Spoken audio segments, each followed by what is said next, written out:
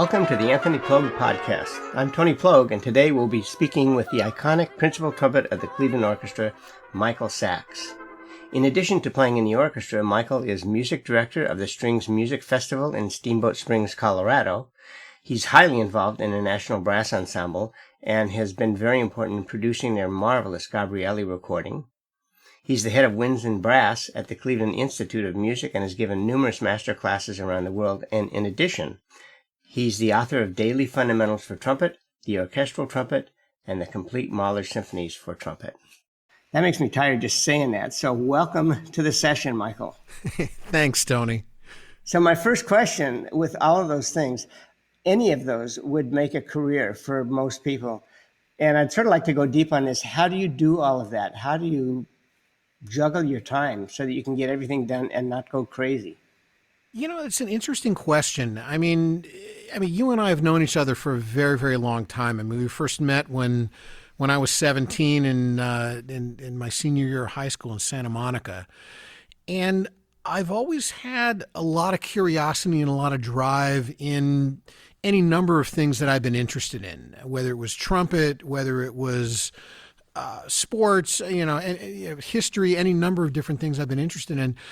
I guess the best way for me to describe it is that as I decided, a little bit later in life, more like when I was about 20, to really pursue this, my ideal was to kind of look at, a number of the different guys that I really admired, people like Tom Stevens, people like Bud Herseth, people like Phil Smith, Maurice Andre.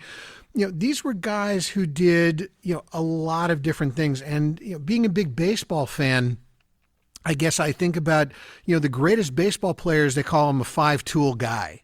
And I know, that is, somebody who hits for average, hits for power, runs fast, fields great, and has a gun for an arm. And I kind of felt like whatever I wanted to do, I wanted to be that five-tool guy. And when I decided I wanted to go into music and play the trumpet specifically in an orchestra, I kind of wanted to be the equivalent of a five-tool guy, somebody who played in an orchestra and played well in that setting, somebody who taught and did that with a monicum of success, who published books, who played, solo music and chamber music, and also had recordings of all those different things. And, that's just kind of the way I've always been, is that the deeper I've gotten into this, the more everything has kind of grown about 20 different heads and gone all these different directions, kind of fanned out like a tree and branches and more branches. And, the more I've gotten into, almost has kind of opened up other doors for me and interests, and really just that curiosity and that kind of ideal of being an eternal student is kind of what's driven me. And I guess, time, it's not that I don't sleep, but, no, I just really love my work. I mean, for me, when you say you play an instrument, I mean, it truly is playtime for me. This truly is something that I do because I've always loved it, and it's the reason I got into it in the first place. Yeah, I was going to say, tell me about your mentality when you go into auditions, and just in general. It seems to me that you never actually had a problem with nerves. Is that correct? Yes and no. I mean, like anyone. I mean, when I was younger, I would get uptight about performances and, feeling pressures and, a lot of the wrong thought process, worrying about who's in the audience, worrying about what they're thinking, trying to impress somebody, basically all the wrong avenues to go down to be successful. And, right. It took me a while to grow out of that and to kind of realize that, my preparation for auditions, there's a lot that went into it. I mean, for my audition here in Cleveland in particular, first of all, I wasn't initially invited. I guess David Zauder, the longtime personnel manager and legendary second trumpet player in Cleveland, saw my resume and that I didn't have any principal experience, even though I had won my job in Houston and been in the finals for two other positions. The last two positions that had been open, around that time as well. He felt because I didn't have any principal experience that, I wasn't the guy for them. So I had you and four other guys call Dave and then, had those recommendations. And then Dave did send an invite to me. And my first thing was, I thought, well, okay, I don't sound anything like Bernie. I don't play anything like Bernie. So, and of course, I've been listening to Cleveland Zell recordings and Moselle recordings and knew Bernie's playing well. So I started listening to those recordings more. And for about a week, I was trying to play like Bernie. And all of a sudden, everything felt off. I just was totally off center. I was missing stuff I normally wouldn't miss. And everything felt wrong. And then finally, I just took a step back and I thought, wait a minute. I shouldn't be Bernie. I shouldn't try to walk in somebody else's shoes. I need to be the best who I am. And if I'm right for the job, I'm right for the job. If I'm not, so be it. But I need to do whatever I have to in order to line myself up. It's like the Olympics, to run like a 100-meter dash in the Olympics. Those 10 seconds and all those years getting ready for those 10 seconds, that to focus yourself and time it so that in those 10 seconds you are at your optimal best. Can I interrupt just for a minute? 20 minutes. Let me interrupt just for a minute, because I just heard a recent podcast with Hugh Jackman and Tim Ferriss, and he talks about the 85% rule. And this is exactly what you're talking about, because I remember Alan Dean saying that he heard from somebody that the reason why you won that audition was that you played smarter than everybody else. You didn't try to blow the walls down. You just played the way you play, which is great. Mm-hmm. And Hugh Jackman was talking about this 85% rule. And he was talking about Carl Lewis, the great sprinter, since you're talking about a 100-yard dash. And that the difference between Carl Lewis and all the other runners was he'd look at this one person studied these runners for about a year on all the tapes. And he would be sort of in the back of the pack at about, let's say, 40 meters or something. And then by the end, he would have blown the field away. And he said the difference between him and the other runners was for the last 50 or 60 meters, he just ran normal. He didn't try to run faster. And the other guys sort of faded, and he just kept his regular routine and then made it to the end as the winner. And that sounds exactly like what you were doing. Yeah. Well, in a lot of ways, exactly what you're describing and what Alan Dean describes is exactly what I did. I stayed within myself. I didn't try to be Superman and blow the walls down or try to project what I thought they would want to hear. I was trying to be the best version of myself. Mm-hmm. And that really came down to, again, thorough and meticulous, no stone unturned preparation. I mean, sitting there with scores, with parts, really going through not just the excerpts, but going through the entire piece. And then getting the orchestra's prior season, their current season, and what they had announced for the next season, and going through all of that repertoire. And then getting, at that point, there was a list from 1970 to 81 of 43 auditions or 45 auditions, and the frequency of which pieces were asked on those auditions. So I had this giant list. I got all the parts I could possibly get off of that list, and I had this giant stack on my dining room table of all the stuff not on the list that Cleveland sent. And every night I would go through as many of those as I could. And then the pieces that I didn't know, either I get a recording, or Dick Schaefer, who was the longtime second trumpet player in Houston at that time, lovely guy, was a huge supporter, was one of the few guys that knew that I was taking this audition.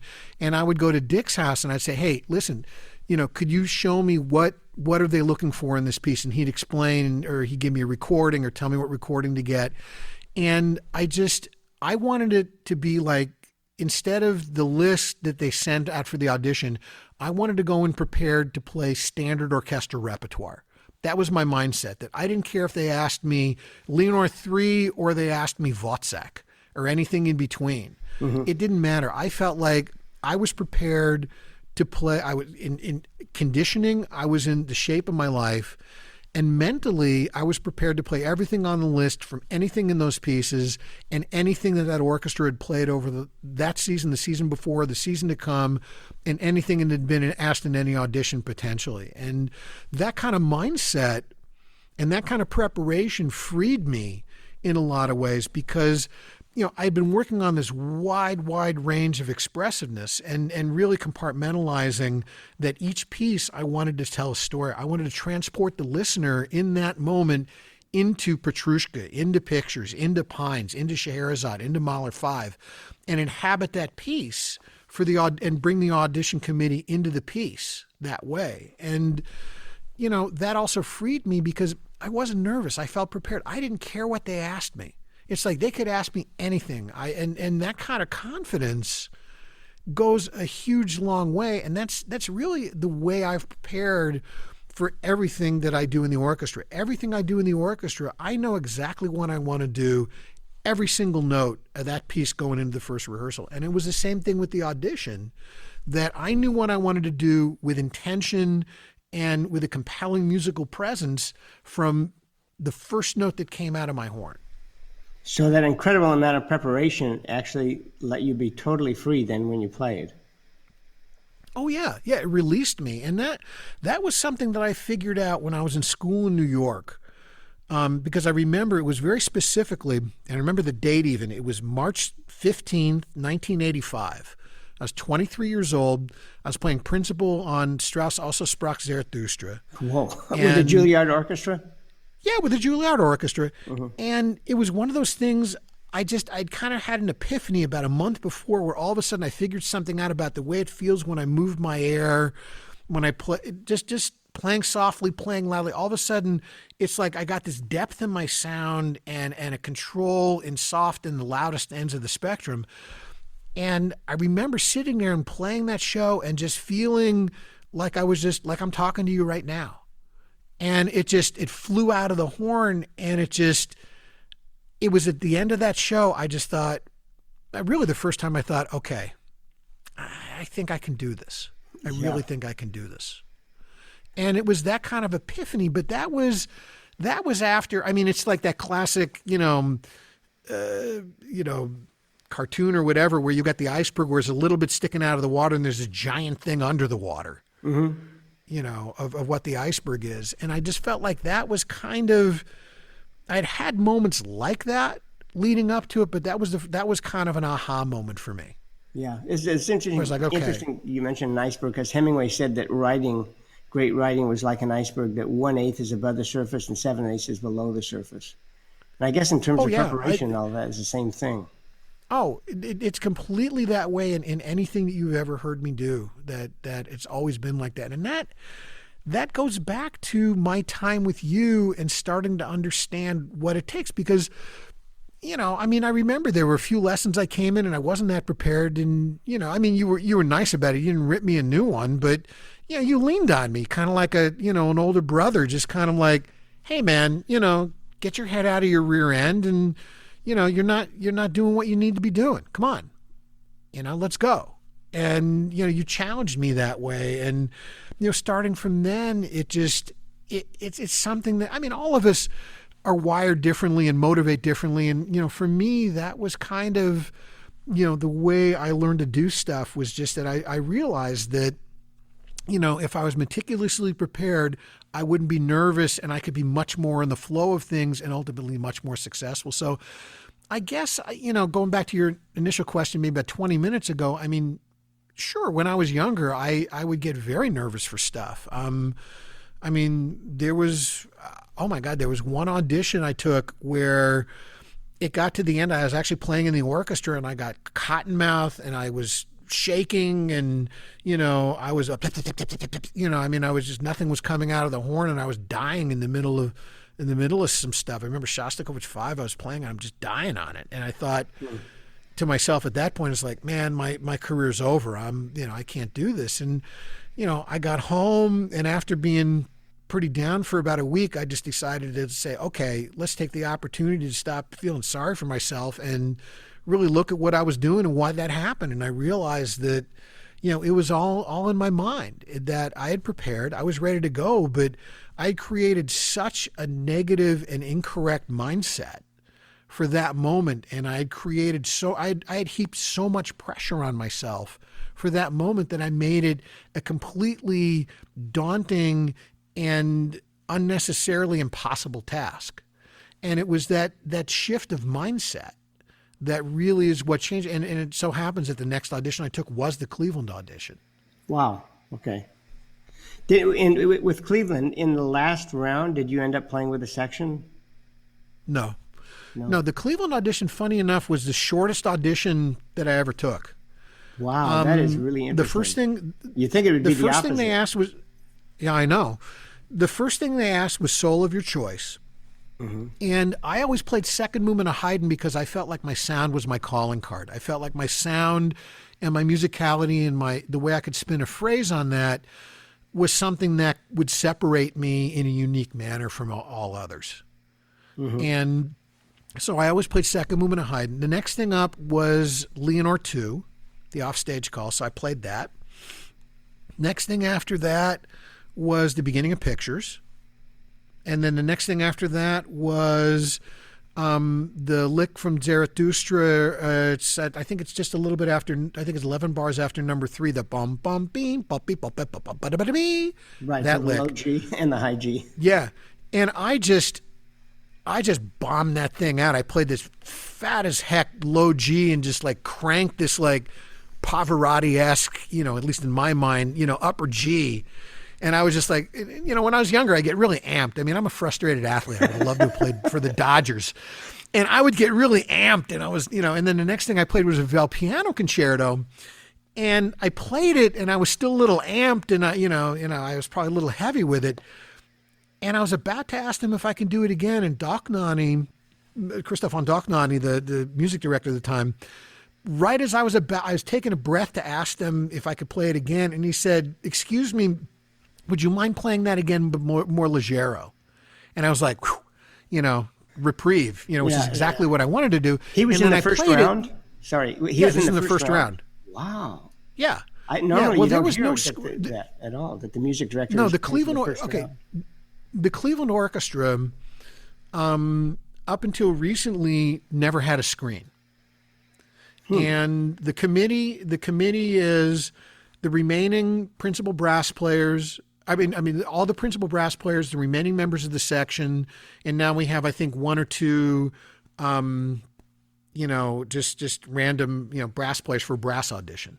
So it's only brass players hearing this, and then the conducting staff and the music director is there from the first note to the last note, which is unique. It's still that way. We have a screen now for the prelim, but the makeup of the committee and the music director being there for the entire time is still intact, which I think is great. Because hearing somebody from the first round to second round, third round, however long it's going, you hear a trajectory of how somebody goes along. It's important to have that continuity. For a music director to come in and just hear the finals, to me, doesn't give them the full picture that everybody, has and that everybody's been given. And to me, the more information you have, the more access to what somebody's doing, the better. Right. But there's no screen, and he was there, and he asked me to do it again. So I did Ravel Piano Concerto again, the beginning, a lot more leggero, and I felt really good about it. And then the last thing was the second phrase going up to the high concert C in Parsifal, the prelude to Parsifal. Okay. And that was the prelim. And funny enough, the Haydn I play on my E-flat trumpet. The Leonore 2 I played on my E-flat trumpet. The Pictures I played on my C. The Zarathustra I played on my C. The Ravel I play on my D. And the Parsifal I play on my E-flat, which is, as you know, I'm not grabbing different horns very often. For anybody that knows me, I play C trumpet a lion's share of the time, either C or B flat. And it's rare that I'll grab an E-flat or D trumpet, but it's ironic that the majority of my prelim was on my D E-flat trumpet. Yeah, that's wild. That is, especially for a prelim. And then the finals started out with the entire credo from B minor Mass, not just up to the high concert E, but really just they had me play the entire movement. And then the next thing was the beginning of Mahler 5, the lyrical passage at number 13 from the first movement of Mahler 5, and then the beginning of Shostakovich 1 and the soft muted solo from the third movement, and that was it. And that was the finals. And there was that was it. Only 2 rounds. That was it. That's all I played. Huh. Yep. And did they tell you that day that you had won? No, they didn't tell me that day. They, really quickly, they brought me into Mr. Dohnanyi's room and they said, today you are the winner, but there's one other person we need to hear. We're going to hear them. This was on a Monday. We're going to hear them on Thursday. We'll call you on Thursday. That's basically what happened. They heard the other person, and then they called me on Thursday and offered me the job. So Tuesday and Wednesday must have been very difficult days, I would think. It's really funny. Looking back on it, I would have thought they would have been too, but to a certain extent, I kind of felt like I put it all out there. I gave everything I got, and I just thought, you know what? I put my best foot forward. I've given him everything I've got. It's out of my hands. And I kind of let it go. And just thought, if it happens, it happens. If it doesn't, it doesn't. But there's nothing more I could have possibly done. Mm-hmm. And what was funny, I'm going to mention in the audition, David Zauder, who later became a very, very dear friend and is really as much a father to me as my own father. David and I were very, very close, and I was really honored to be sitting next to him for my first 9 seasons here. But Dave, of course, very much in his way, as I'm playing some of the stuff in the finals, or maybe it was the prelim. No, it was the finals. He came up toward the stage and he told me later, he goes, I wanted to see what your embouchure looked like. And, he came up because he wanted to see my setup and wanted to see, wanted to see what it all looked like. And I remember I'm playing and this guy's walking up towards the stage. It's like, what is he doing? And then I finished the passage and he's just standing kind of right below me and just looking up and staring at me. It's like, all right. So I thought it was funny. Yeah, that was not disconcerting to you? No. My sense with that actually was in the finals. It was when I was playing. It was when I was playing the Mahler 5. At that point, I knew they were interested because I'd been advanced to the final. So it's like, okay, these guys are interested. And I also had this view when I took auditions that if I advanced and they were interested, it was like I felt like I was a shark with blood in the water. Mm-hmm. I mean, I'm sorry to just like go ADD on you a little bit, but going back to that Zarathustra performance in Juilliard, Mark Gould, who of course I studied with in New York. Right, a great teacher. Gould is always, what? A great teacher. Oh, he's a great teacher, and was a wonderful companion, and to have the two of you as my mentors, I couldn't have asked for more. I mean, really, it was you both complemented each other so well, and it was fabulous.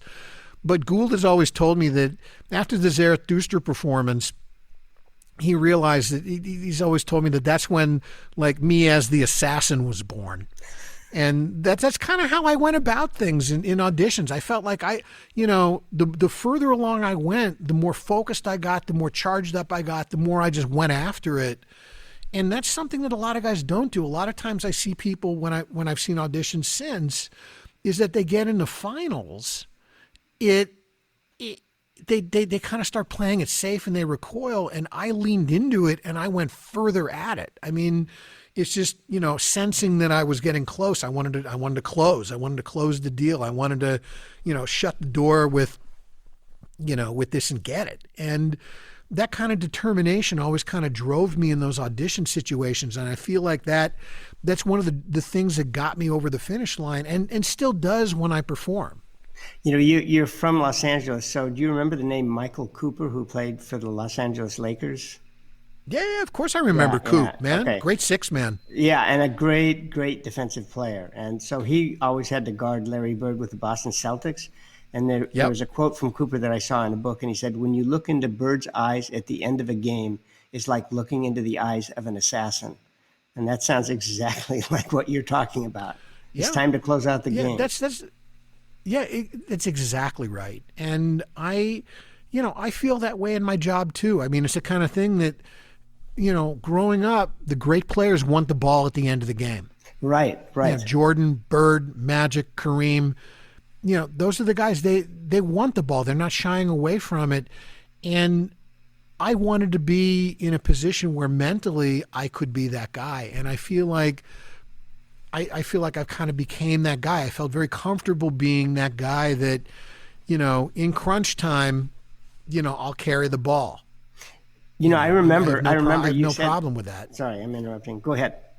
No. Go ahead. I'm done. I remember that you said your first year with the orchestra was going to tour in Europe, and they were scheduled to do Mahler's first, and Dognani wanted to change it to Mahler's fifth, and he asked you, "Is this going to be okay for you?" And your response was something like, "Yeah, let's go for it." And I think a lot of people would say, "Well, wait until my second or third season," but you were like, "Yes, please." No. Yeah, they brought me in. It was November of my first season, and Zouder, of course, personnel manager. And he waits until we're at the break for this rehearsal. I remember it was a Wednesday. And he goes, "Boss would like to see you." And I'm thinking, uh-oh, what? He just goes, "Follow me."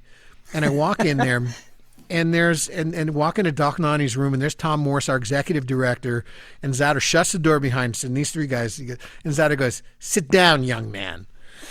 It's like, uh-oh, what do I do now? And so Dognani starts to say, "Yeah, we're really thrilled with your playing, and you sound fantastic. As you know, we're going to be going to Europe later this year, and we're scheduled to do Mahler's first, but given everything, we would like to change it to Mahler 5, and we wanted to just see if you'd be okay with that." And I kind of smiled and laughed. It was okay. I said, "Yeah, of course I'd be okay with it. It's great. Thank you." And Zouder and Tom Morse and Dognani start laughing, and Tom Morse looks at me and says, "Good, because it's already done." Oh, that's great. I did not know that part of the story. Yeah. But that, again, for those guys to show me that kind of support and that kind of confidence, man, that was such a giant boost. Just that small gesture, just wow. These guys have that kind of confidence in me to roll like that. And, that's, your mindset is so much a part of success. I forgot to mention at the beginning that in addition to Cleveland Institute of Music, you also are teaching at Northwestern as well. Mm-hmm. So you're teaching a lot of different types of students. Do you see a lot of traits that they share and certain traits that you think are going to actually indicate to you that they're going to really have a great career? The ones that I see are going to be successful, it's not, I know it's going to sound funny, it's not necessarily that they're going to be successful in music, but they're going to be successful in life. Mm-hmm. And a lot of times it ends up being music. But I feel as a teacher, I'm going to offer these kids a framework of understanding creative problem solving, understanding preparation and execution, understanding being thorough and meticulous with their fundamentals and how that supports all these other things, understanding the relationships of, assimilating information and communication, understanding, how listening and being a student and being curious and feeding that curiosity and not being satisfied necessarily with, having satisfaction, but not being satisfied like you've reached the goal and okay, I can exhale and just kind of hang on my laurels, that there's always more room to go.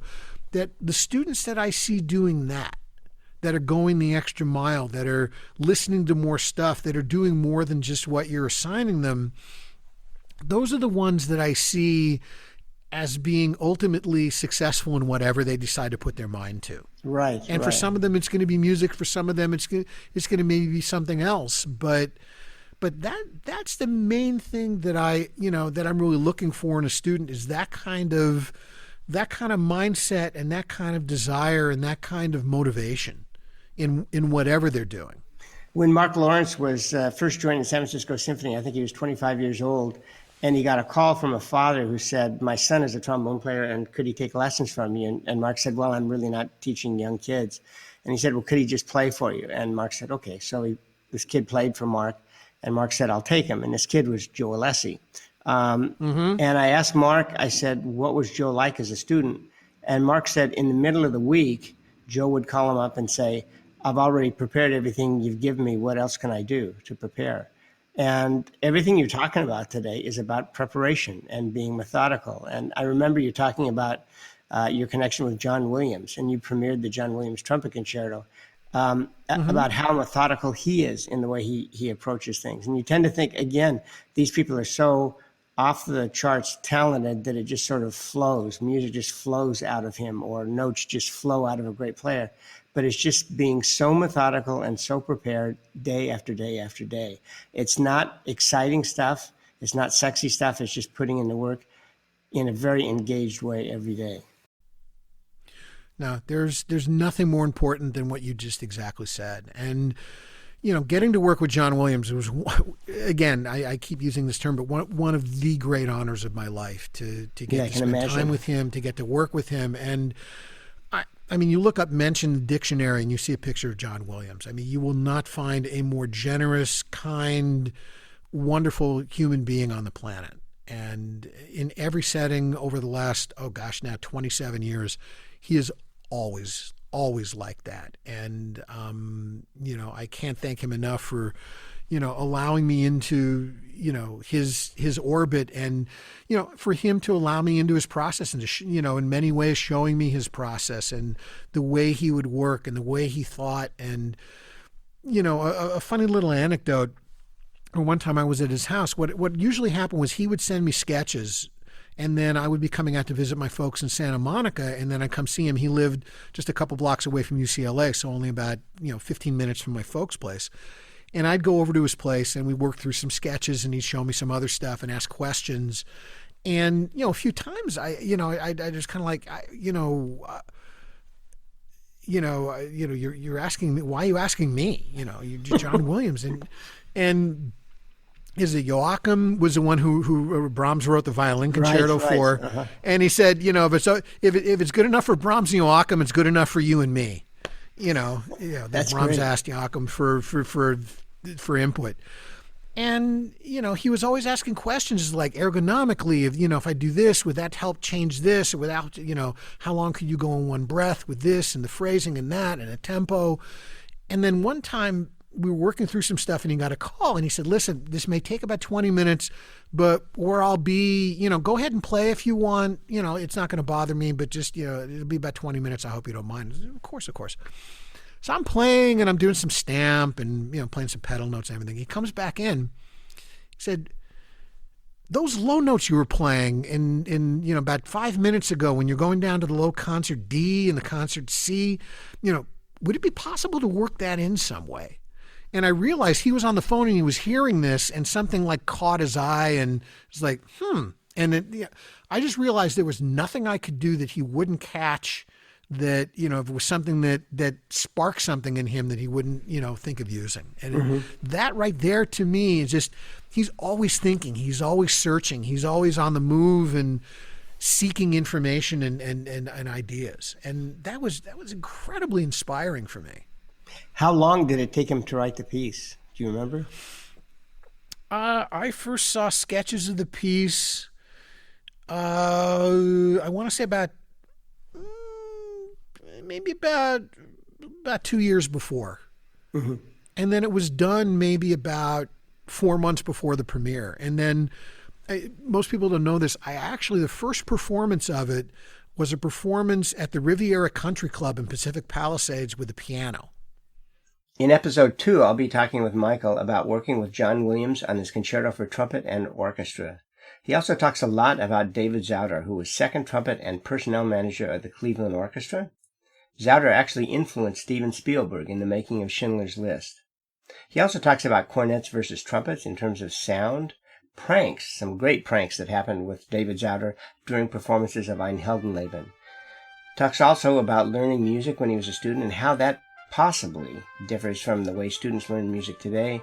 And finally, I asked Mike about what he thought the greatest performance that he played with the Cleveland Orchestra was.